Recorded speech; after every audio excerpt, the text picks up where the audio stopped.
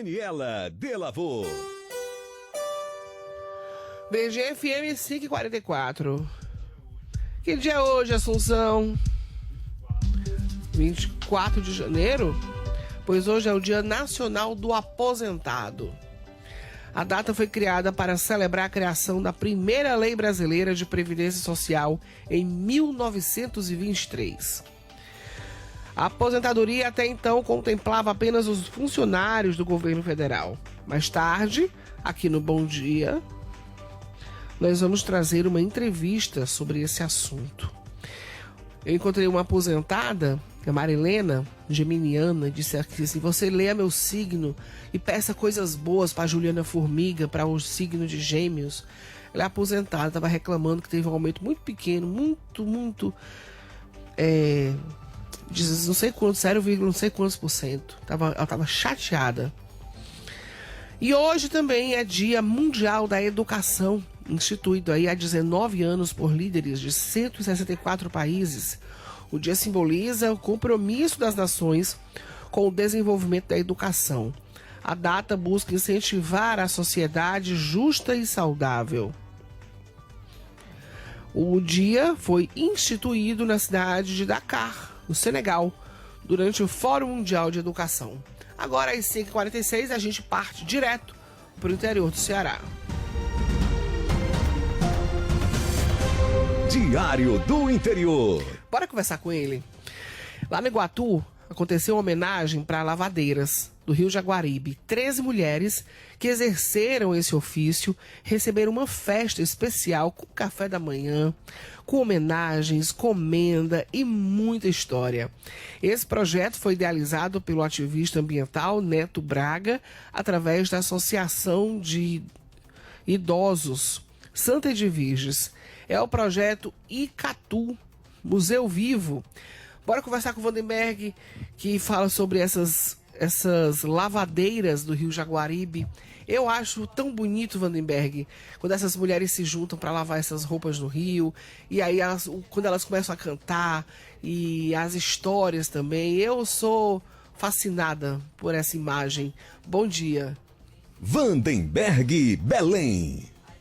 Bom dia, Dani. Bom dia a você que acompanha pela Verdinha e também pela TV Diário. Isso mesmo, Dani. E o que é legal de tudo isso é a gente ouvir os relatos delas, né? Justamente isso porque aconteceu ontem no Sesc aqui de Iguatu, dentro desse projeto o Icatu Museu Vivo, que é justamente através da Associação Santa Edviges, o Neto Braga, que é um ativista ambiental, ele tem realizado anualmente, principalmente no mês de janeiro, essas ações de valorizar e homenagear pessoas ainda vivas, essas vaqueiros, né? Já homenageou diversos setores públicos, como ele diz, os esquecidos, né? Entre esses também a questão das lavadeiras do Rio Jaguaribe, onde ontem 13 mulheres com seus familiares, convidados, né, estiveram no ginásio do Sesc, dentro dessa homenagem. A gente conversou com elas e elas contam pessoalmente essa história, que é bem interessante. Entre muitas dessas mulheres lá, a dona Ana Cesário Macau, que é a Ana Macau, como é conhecida, ela é aposentada, tem 98 anos de idade, 51 anos que ela trabalhou como lavadeira. Ela contou um pouco também dessa vida dela, ao lado do esposo dela, seu Francisco Davi. Também a gente conversou com a Maria Tenório Freitas, também que é aposentada. Dona Maria tem 80 anos, mas nem parece, viu? A gente conversou com a vitalidade, a alegria dessas mulheres guerreiras. A gente conversou também com a Júlia Mourão, que é aposentada. E nós vamos contar um pouco aí, né, representando até mesmo essas outras mulheres que participaram ontem dessa bonita homenagem. Vamos acompanhar o que elas falam. Eu comecei a trabalhar no Rio quando o patrão aqui não tinha serviço, eu tinha que batalhar para nós engolir o feijãozinho. Eu passei, foi muito bom, graças a Deus, eu fui muito feliz. Nunca senti nada durante esse tempo que eu trabalhava. E era não sei não. E outra coisa, que o passado da gente é diferente. Quando a gente muda de vida, aí é que fica mais bom pra gente. E hoje tenho muita vontade ainda de voltar assim, no mesmo trabalho, mas a situação do corpo não dá mais. Mas se desse, eu ainda estava hoje rodando aqui, ainda tem essa que foi minha patroa. Passei muitos dias mais ela. Não foi não, filha? Eu comecei a minha vida de criança, trabalhando mais meu pai. Ele trabalhava com machado e eu com a foice. Esses paus assim ele derrubava e esses assim eram meus. Ele empeleitava, era capoeira de algodão para nós roçar. Porque serviço de homem também ele não me faz inveja não, que de tudo isso eu fiz na minha vida.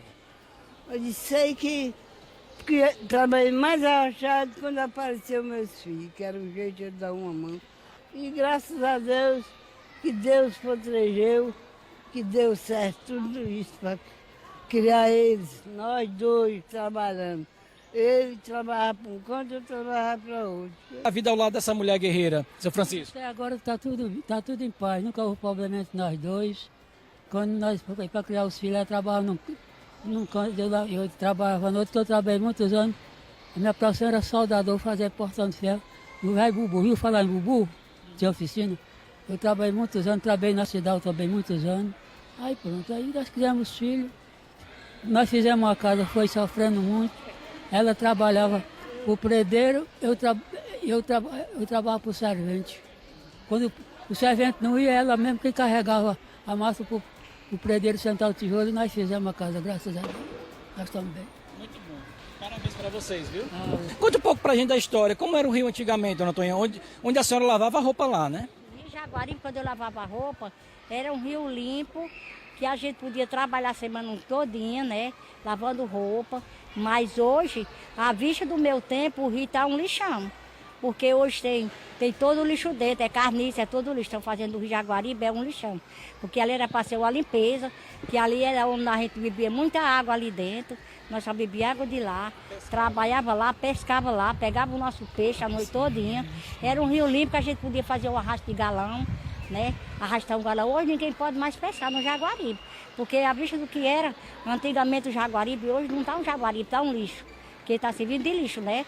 Porque nosso Iguatu acabou. Nosso Iguatu não, é mais o Iguatu que era para trás, né? Tirava o sustento de lá, da lavagem de roupa, como era? De lá, lavando roupa a semana todinha lá. Aí trabalhei muito. Aí de lá, quando eu morei na Rua 7 de Setembro, nós vinha carregando as costas de roupa de lá para lavar. Eu e essa amiga minha que deu a entrevista agora, né? Era as 5 lavadeiras. Trabalhando, né? Sofrido, viu? Era sofrido, nossa vida era sofrida. Porque era o dia todo, até 3 horas, 4 horas, quando chegava lá, ia para 2 ferrabras, engomar. Quando era no outro dia, deixar, ia carreteado do para a vida de novo. E assim nós tínhamos a vida, né? Trabalhando para criar filhos e netos. Como foi que a senhora começou a lavar roupa, dona Júlia? Conte um pouco dessa história pra gente. Meu filho, a minha história é essa. Eu comecei a lavar desde do meu início do meu casamento, né? Tive meus filhinhos na vida. Eu tive 6 filhos com ele. Deus levou 3, ficou 3 vivos. Quem criou meus filhos foi Deus, mas quem deu sustento foi eu. Quem sustentei meus filhos do começo do crescimento deles até quando eles se formaram. Dizia assim: Julinho, você pode lavar roupa? Posso sim, vou lá pro rio. Pegava meus 3 filhinhos, os 3 que é vivo, né? Os mais velhos eu botava sentadinho do berço d'água, mais eu. O mais novo eu botava dentro de uma banheira, levava as mãos madeira de mingau deles. Eu não, eu levava o litinho de cana, que era muita lavadeira de roupa, eu levava o litro de cachaça, lá a gente se atava na bebida. E ainda tinha isso também. Meu filho, as lavadeiras de roupa era tão divertido nesse tempo, que você nem imagina, meu filho. Era vida boa. Quer dizer, era um trabalho pesado, mas também tinha esse momento de diversão, né? Era um trabalho pesado, uma vida sofrida, mas por outro lado a gente se divertia à bécima, né? Pois é, muita diversão essa, muito legal esse contato lá com elas. A gente conversou também com o Neto Braga, né, idealizador desse evento, e também com a Camila Barbosa, ela que é contadora de história, ela juntamente com o Júlio e uma equipe estão fazendo um documentário justamente sobre isso. Eles irão percorrer 7 cidades, aqui desde o alto do Jaguaribe, passando por Iguatu, Jucás, entre outras cidades, para justamente contar a história dessas lavadeiras. Muito interessante esse projeto. E mais posteriormente também a gente vai até acompanhar esse trabalho da Júlia, da Camila, do Júlio, né, todo mundo participando desse momento importante aí para contar justamente essas histórias. E o Neto Braga vai falar um pouco aí sobre a ideia, né, de criar esse evento, e também a gente acompanha a Camila falando sobre essa história também do documentário que estão fazendo. Vamos acompanhar.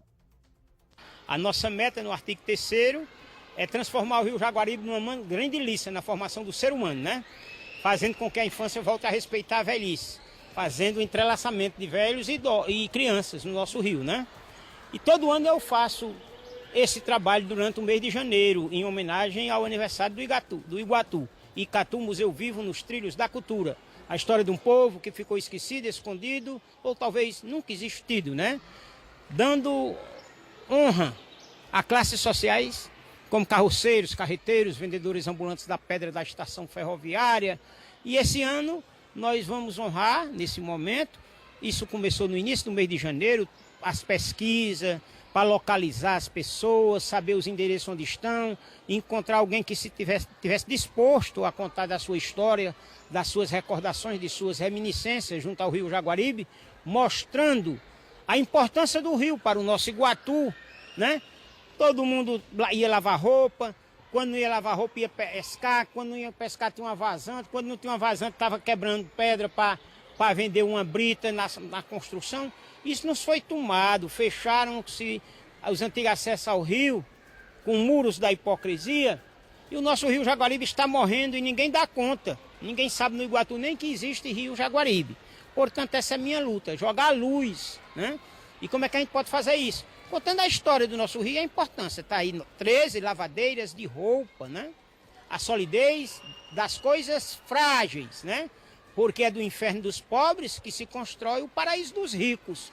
E a gente tem que ser humano. E ser humano é garantir o futuro dos nossos filhos e dos nossos netos, garantindo a eles um manancial hídrico renovado. Replantar nossa mata, sanear nossos esgotos, educar nosso povo, para que a gente respeite quem verdadeiramente tem valor, porque água é vida, um rio que sai do trono de Deus. Tá aí, são 13 senhoras, todas elas com passado de sofrimento, resignação, muita renúncia, muito sacrifício, mas fiéis à sua família, lutando para alimentar seus filhos. O pouco com Deus é muito. Como é que é para ti viver esse momento e essas homenagens? Só alegria. Você vê uma senhora com 98 anos se agarrar com outra de 92 e dizer: mulher, tu ainda tá viva, Toinha, que alegria. Cai lágrimas dos olhos da gente, né? Quem é humano, quem sente alguma coisa, né? A ganância pelo ter já matou muita gente em vida e tem uns aí que não enxergam um palmo na frente das ventas. Camila, conta um pouco pra gente como foi que você achou esse momento aqui, essas homenagens para essas pessoas ainda em vida, né, principalmente. E cada história fantástica que a gente ouviu, né? Eu fiquei encantada. Eu já imaginava que ia ser um momento muito emocionante.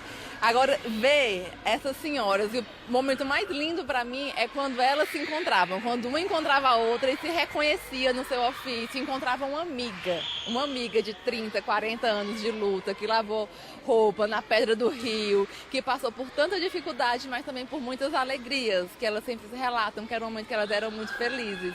Então, encontrar tantas memórias, que nós somos feitos de memórias, né? Então, elas trazem as memórias dela, que também são as memórias de um povo. Como eu disse, a minha família, ela é daqui, de Jucás do Iguatu. Eu descobri ontem que a minha avó também lavava roupa no rio. Então, nós somos filhos todos dessas mulheres fortes, que além de lavar roupa no rio, elas ficavam contando nas mesas. Eu ia passando de mesa em mesa, né?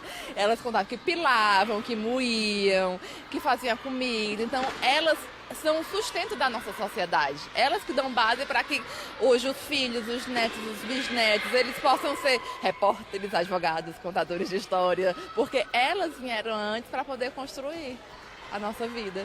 Nisso, você e Júlio, né, estão fazendo um trabalho justamente para contar a história dessas lavadeiras, né? É um documentário? Conta um pouco pra gente. A gente está fazendo um documentário, é uma equipe de 10 pessoas, né? A gente vamos passar por 7 cidades por onde o Jaguaribe passa, né? Aqui nessa região do Ceará. Então a nossa proposta é fazer esse documentário em que o foco sejam essas mulheres que lavaram ou que ainda lavam roupa à beira do rio Jaguaribe ou seus afluentes, do Açu de Oroz também, por exemplo. E a gente quer escutar essas histórias. A gente vai, conversa com o tempo, porque assim, quando a gente conversa com essas senhoras com o tempo, elas vão abrindo cada vez mais as portas das suas memórias e trazendo, além das histórias de vida, elas trazem causos de encantamento, de sereia, de bicho do rio, de cobra que derruba canoa. Então a gente está atrás dessas histórias, porque elas já são idosas, né? E algumas já não estão mais aqui entre nós, já se encantaram. E a gente quer esse registro audiovisual enquanto elas estão vivas, enquanto elas estão entre nós, para que as outras gerações conheçam essas histórias também. Infelizmente, tanto a tecnologia como também a degradação, né, tem acabado com esse ofício, né? A gente reparou muito isso, principalmente quando as lavadeiras estão mais nos centros urbanos, como aqui em Iguatu, em Jucás, que são cidades maiores. O rio já não existe enquanto rio. Ele já está muito poluído, elas não podem mais lavar roupa, mais tomar banho. Elas pegavam água para beber, água para o consumo próprio vinha do rio. Hoje é impensável a gente pensar uma questão dessa, né? Então a gente está percebendo que esse documentário ele vai falar da vida dessas mulheres, das histórias, das memórias, e não tem como não falar da questão ambiental também, como atravessa a vida dessas mulheres, como isso foi impossibilitando que o trabalho delas fosse feito com tanta alegria. Tem várias questões, né, de passar até água encanada em casa também, mas a questão ambiental é muito forte, fortíssima. Pois é, e esse é o foco do projeto, né, justamente esse, valorizar o Rio Jaguaribe quanto esse rio que começa, né, corta praticamente o Ceará todo, em seus mais de 600 quilômetros. E aqui no Iguatu a gente infelizmente vê esse cenário, né, um rio bastante poluído, e que através dessas ações, e diariamente o Neto está fazendo esse tipo de trabalho na luta pela revitalização do rio e valorizando ainda mais essas pessoas também que necessitam, né, do rio para sobreviver, quando a gente sabe que infelizmente não é mais possível utilizar essa água para esse tipo de ofício. Só para a gente concluir, Dani, eu vou aqui citar o nome das 13 homenageadas, não nem o nome, os apelidos, né, como elas são conhecidas, porque no interior tem essa história, né? A pessoa tem o nome, mas tem aquele apelido e muitas vezes ela é conhecida somente ali pelo apelido.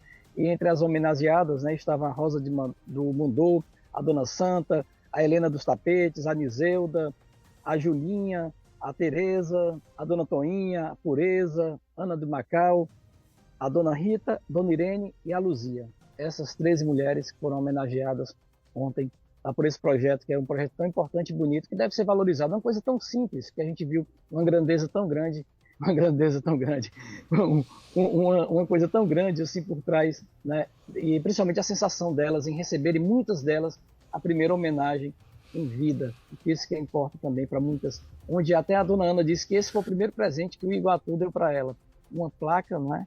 Uma simples placa que para muitos ali às vezes não representa nada, mas para ela representa muita coisa, além também de rever as amigas, né, estar ali junto com os parentes, com os amigos, esse momento de compartilhamento ali também de emoções e de muitas histórias e tradições.